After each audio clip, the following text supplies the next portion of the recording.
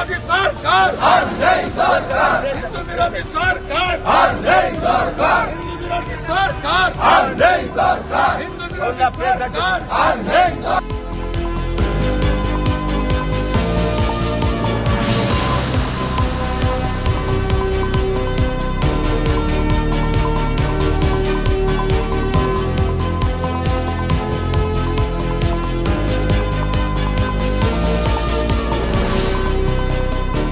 পাঁচজন বিধায়ক শুভেন্দু অধিকারী, শঙ্কর ঘোষ, মনোজ কুমার ওরাও, অশোক দিন্দা, দীপক বর্মন।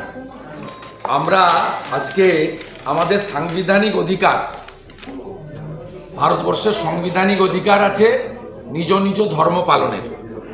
আমরা মুলতুবি প্রস্তাব এনেছিলাম। সম্প্রতি যে উৎসবের মরশুম চলে গেল বা পুজোর মরশুম, মানে আমাদের গণপতি উৎসব, বিশ্বকর্মা পুজো থেকে শুরু করে শেষ কার্তিক পুজো পর্যন্ত, এই যে সনাতন হিন্দুদের হাজার হাজার বছরের পুরনো রীতিনীতি মেনে, ভারতীয় সংস্কৃতি মেনে, বাঙালি হিন্দুদের প্রথা মেনে, পঞ্জিকা শাস্ত্র মতে আমাদের যে পুজোর অনুষ্ঠানগুলো চলে গেল, তাতে এমন কোনো পুজো নেই, এমন কোনো দেবদেবী নেই যাদেরকে আমরা আরাধ্য দেবী বা দেব হিসেবে পূজা করি, পুষ্পাঞ্জলি দিই, ব্রত রাখি, আরতি করি, তাদের উপর আক্রমণ হয়নি। সংবিধান মেনে তো বিধানসভা সংবিধানের ফ্রেমের উপরে আমাদের বক্তব্যে কোথাও কোনো রকম অন্য ধর্ম, অন্য সম্প্রদায়, রাজনৈতিক দল কাউকে আক্রমণের কোনো বক্তব্য ছিল না।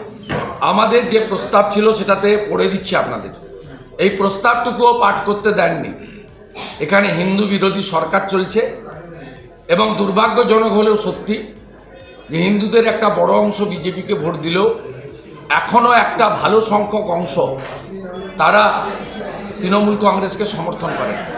আমি সেই তৃণমূল কংগ্রেসকে ভোট দেওয়া হিন্দুদের কাছে প্রশ্ন করতে চাই যে কাদের আপনারা পাঠিয়েছেন।